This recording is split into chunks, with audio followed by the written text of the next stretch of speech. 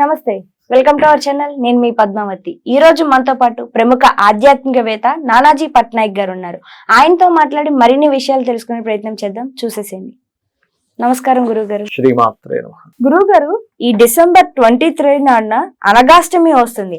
అయితే ఈ అనగాష్టమి రోజున మనం ఏ పూజ ఆచరించాలంటారు? అయితే మనం పూజలు ప్రతిరోజు ఆచరిస్తూనే ఉంటాం. అయితే ప్రత్యేకంగా ఈ రోజుల్లోనే ఎందుకని వీటికి ఇలా పేర్లు వచ్చినాయి? మరి ముఖ్యంగా ఆ రోజున మనం ఎవరిని పూజించాలి? అనగాదేవి అని దత్తాత్రేయుడి యొక్క మనం చూడండి, ఇప్పుడు శివ పార్వతులు లక్ష్మీనారాయణలుగా అనగా దత్తాత్రేయుడు. మనం అంటే మనం మామూలుగా లోకంలో చూసినటువంటి భార్య అనే కోణంలో కానీ వాళ్ళ శక్తులుగా చెప్తూ ఉంటారు. భార్య అనేటువంటిది మనం మన మానవ జీవితంలో ఉండేటువంటి ఇలా ఈ కోణంలో చూడకూడదు. Okay, right. సో వారిద్దరిని ఆ అనగాదేవిని మరియు దత్తాత్రేయుని కలిసి ఆరాధిస్తారు. ఆ రోజు 2 కలశాలు పెడతారు. కిందని ఒక పద్మం కానీ లేకపోతే శ్రీ అనేటువంటిది కానీ రాసి చేస్తారమ్మా. 2 కలశాలు పెట్టి పూజ చేస్తారు. ముఖ్యంగా అనగాదేవి యొక్క వ్రతము అనగాష్టమి చేసుకుంటే కలిగేటువంటి ఫలితాలు ఏమిటి అంటే, మనం చూడండి, ఇప్పుడు మనం ఈ జన్మలో మనకి ఏదైనా సరే సిద్ధించట్లేదు అంటే కారణం ఏమిటంటే పూర్వజన్మ పాపము. ఇది శాస్త్రాలు చెప్తున్నాయి. మనకి ఏదైనా సునాయాసంగా మనం పెద్దగా కష్టపడకుండా చిన్న కష్టంతోనే ఈజీగా వచ్చేస్తుందంటే మనం చేసుకున్న పుణ్యం. ఆ పుణ్యం వల్లే వస్తుంది, పాపం ఉంటే రాదు. సింపుల్. ఇప్పుడు అనగా అంటే అర్థం ఏమిటంటే పాపము లేనటువంటిది అని అర్థం అనమాట. అనగా దేవిని కనుక పూజిస్తే మనకు పాపాలు నశిస్తాయి, మన పాపాలు నశిస్తాయి. పాపం అనేటువంటిది అంటనేది, పాపం అనేటువంటిది లేనిది అనగా. అంటే అగము లేనిది అనగా, అంటే అగము అంటే పాపం అనమాట. అయితే ఈ అమ్మవారి యొక్క ఆరాధన కొంతమంది వాళ్ళిద్దరికీ వివాహం చేసేటువంటి ప్రక్రియ కూడా చేస్తారు. వాళ్ళిద్దరిని కలిపి ఉన్నటువంటి పటాలతో కూడా పూజిస్తారు. అయితే ఈ పాపము అనేటువంటిది పర్టికులర్గా మన జన్మజాతకంలో శాస్త్రరీత్యా చూసుకుంటే పాప ఫలితం అనేటువంటిది 6వ స్థానంలో ఉంటుంది. పూర్వజన్మ కర్మ అనేటువంటిది. పూర్వజన్మ అంటే 9వ స్థానము, కర్మ అంటే 10వ స్థానం. పూర్వజన్మ కర్మ 6వ స్థానంలో ఉంటుంది. ఈ 6వ స్థానంలో 6వ స్థానాన్ని ఎవరికైనా ఇప్పుడు జన్మజాతకం చూసుకున్నాం, వీళ్ళకి ఏ గ్రహాల వల్ల ఇబ్బంది వస్తుంది అని చెప్పి క్యాలిక్యులేషన్ చేసుకున్నప్పుడు 6వ స్థానాన్ని, 3వ స్థానాన్ని, 8వ స్థానాన్ని ముఖ్యంగా చూస్తారు. ఎందుకంటే 8వ స్థానంలోని, 6వ స్థానంలోని, 3వ స్థానాన్ని బట్టి వీళ్ళు ఎక్కువ ఇబ్బంది పడుతూ ఉంటారు. వేరే స్థానాలు కూడా ఉంటాయి, బట్ ఎక్కువ మేజర్గా రోల్ ప్లే చేసేవి. అందులో పర్టికులర్గా కనుక వాళ్ళకి ఎక్కువ ప్రభావం ఉందంటే వాళ్ళ అనగాష్టమి చేసుకోవడము. అదేవిధంగా అనగాదేవి ఈ యొక్క దత్తాత్రేయుడి యొక్క నామస్మరణ ఎక్కువగా చేయడం ద్వారా కూడా ఇది క్లియర్ అయిపోతుంది. దీంతో పాటు 3, 6, 8 స్థానాల్లో ఏమైనా పాపగ్రహాలు ఉంటే ఆ గ్రహాలకు సంబంధించిన దానము చేయాలి. ఓకే, ఇది. అయితే ఈ అనగాష్టమి అంత ఈజీగా చేయలేరు మీరు. ఇప్పుడు అనగాష్టమి రాబోతుంది, వచ్చే ముందు మీరు ఎప్పుడైనా గుర్తుపెట్టుకోండి, ఏదైనా ఒక పూజ చేయాలంటే నేను చేస్తాను, నాకు చేసే శక్తిని ఇవ్వు అని చెప్పి ఫస్ట్ ఆ దేవతని ప్రార్థించాలమ్మా. లేకపోతే ఏమవుతుందంటే మీరు గనక ఎంతో ఇష్టాన్ని పెంచుకొని నేను ఆ రోజు పూజ చేయాలనేటువంటి సంకల్పం ఎంత బలంగా పెంచుకుంటే మీకు ఆ రోజు అది అయ్యేలా జరుగుతుంది. లేనట్లయితే ఏమవుతుందంటే ఆ రోజు సరే మర్చిపోతారు మీరు ఒకటి, లేదా ఆ రోజు ఏదో పని పడుతుంది, ఊరెళ్ళాల్సి వస్తుంది. నేను ఎంతమందిని చూశాను, ఒక దీక్ష తీసుకోవాలంటే కూడా యోగం ఉండాలి, ఒక పూజ చేయాలంటే కూడా యోగం ఉండాలి. ఎందుకంటే అనగాదేవి పూజ మరింత ఎక్కువ యోగం. మీరు దత్తాత్రేయుడు ఉపాసన కూడా అంత ఈజీగా చేయలేరు తెలుసా. మీరు దత్తునికి సంబంధించింది ఏదైనా మీరు పూజ చేయాలన్నా, దత్తాత్రేయుడి యొక్క అనుగ్రహం పొందాలన్నా అనేకమైనటువంటి పరీక్షలు జరుగుతాయి ఫస్ట్ మీకు. అంటే ఎట్లాంటి పరీక్షలు జరుగుతాయంటే మీకు దత్త చరిత్రలో కూడా మీకు కనబడుతూ ఉంటుంది. అతను ఒక పిశాచంలాగా ఒక వ్యక్తి ఉంటాడు. ఒక బ్రాహ్మణుడి ప్రత్యక్షం అవుతాడు. ఆయన రోజు ఆయన చేసినటువంటి సంధ్యావందనాది పూజలకు సంబంధించింది, అదేవిధంగా కొంత ఫుడ్ని ఒక దగ్గర అట్లా పెడుతూ ఉంటాడు. అదొక పిశాచం తిని అతని చేతితో పెట్టిన ఫుడ్ వల్ల అతని కర్మ తొలగిపోయి రూపం దాల్చి కనబడుతుంది ఆ బ్రాహ్మణుడికి. కనబడి నేను నీకు వరం ఇస్తాను, ఏం కావాలంటే నేను భయపడతాడు.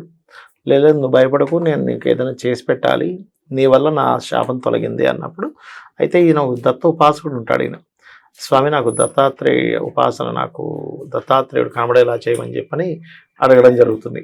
అడగడం జరిగినప్పుడు పర్టికులర్గా ఏంటంటే ఇక్కడ ఆ దత్తాత్రేయుడు ఏదైతే ఉందో అతను 2 సార్లు చూపిస్తాడు.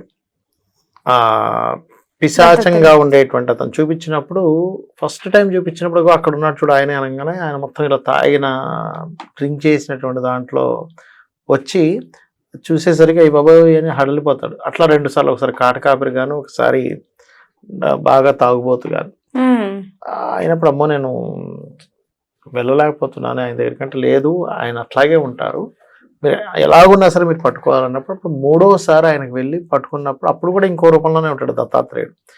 అప్పుడు పట్టుకున్నప్పుడు అప్పుడు ఆయన పాదాలు వదిలిపెట్టాడు. స్వామి నాకు తెలుసు నువ్వే అని నాకు తెలుసు అని పట్టుకున్నప్పుడు అప్పుడు ఇతనికి స్వరూపాన్ని చూపిస్తాడు దత్తాత్రేయుడు. అలాగే ఆ స్టోరీలో అది ఫిజికల్గా చూపించాడు, కానీ ఇక్కడ ఏమవుతుంది అంటే ఎవరైనా దత్తాత్రేయుడు ఆరాధన చేయాలన్నా అనగాష్టమి చేసుకునేటప్పుడు అది తెలియకుండానే మనకి కొన్ని నెగటివ్ సిమ్టమ్స్ కనిపిస్తుంటాయి.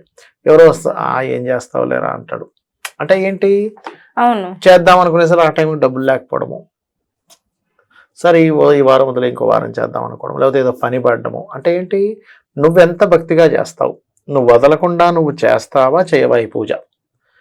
అలాంటి పరీక్షలు డైరెక్ట్గా దత్తాత్రేయుడు పెట్టడం గుర్తుపెట్టుకోండి. ఆ పరివారం ఉంటుంది, ప్రతి దేవతకు కొంతమంది పరివారం ఉంటుంది.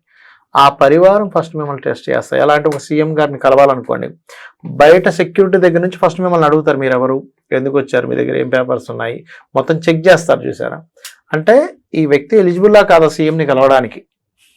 ఈ కింద వాళ్ళు ఓకే అనుకుంటే నేను వెళ్ళి కలవగలడు, డైరెక్ట్ పోయి కలవలేడు, మామూలు మనిషి కదా. అలాగే మనం సీఎం విషయంలో ఇలా ఉంటే మరి దేవత విషయంలో ఎలా ఉంటుంది, ఇంకా ఎక్కువ ఉంటుంది కదా మరి కదా. అందుకని ఎవరైనా సరే ఏదైనా ఒక పూజ చేసేటప్పుడు కానీ, ఏదైనా ఒక జపం తీసుకొని ఒక మంత్రం తీసుకొని జపం చేసేటప్పుడు కానీ అక్కడ ఏం జరుగుతుందంటే ఫస్ట్ మీకు జరిగేవి కొన్ని పరీక్షలు జరుగుతాయి. దాని తర్వాతే మీ యొక్క భక్తిని బట్టి అక్కడ వరకు వెళ్తుంది మీ యొక్క ఇది. దానికంటే ముందంతా కూడా పరివార దేవతలకు సంబంధించినటువంటివే మీకు లీలలు కనబడుతూ ఉంటాయి ఎప్పుడు కూడా. కాబట్టి ఏంటంటే ఎవరైతే సక్సెస్ఫుల్గా చేయగలిగారు అంటే వాళ్ళకి చాలా మటుకు పాపం పోయిందని అర్థం. పాపం పోయింది అంటేనే దత్తుడి యొక్క అనుగ్రహం కలుగుతుంది.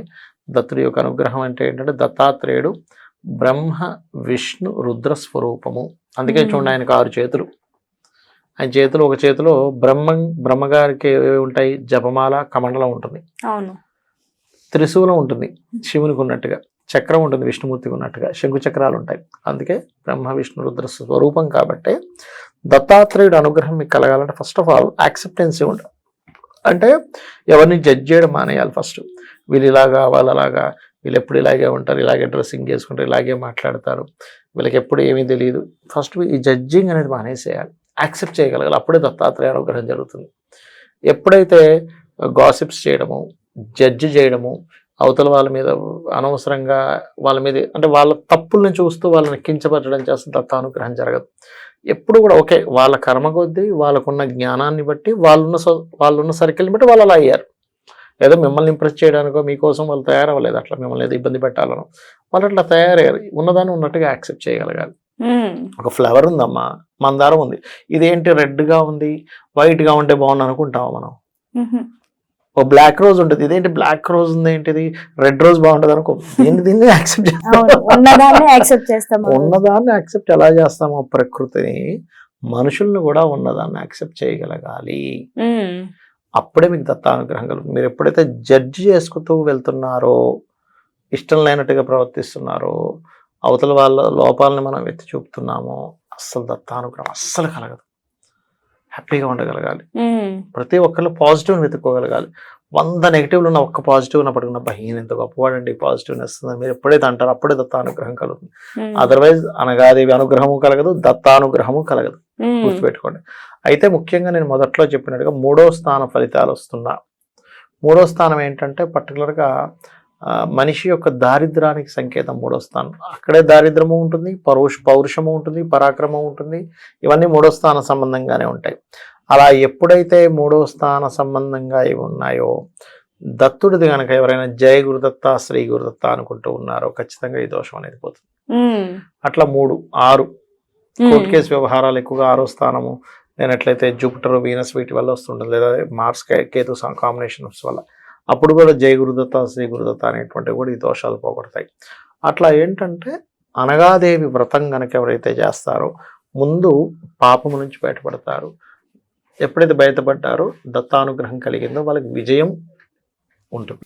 మీరు చక్కగా చెప్పారు గురూజీ. నిజమే, అది మనం పూజ ఎంత మనస్ఫూర్తిగా చేస్తామో దానికి తగ్గ మంత్రోచ్చారణ కూడా Yeah. ఖచ్చితంగా ఉండాలి.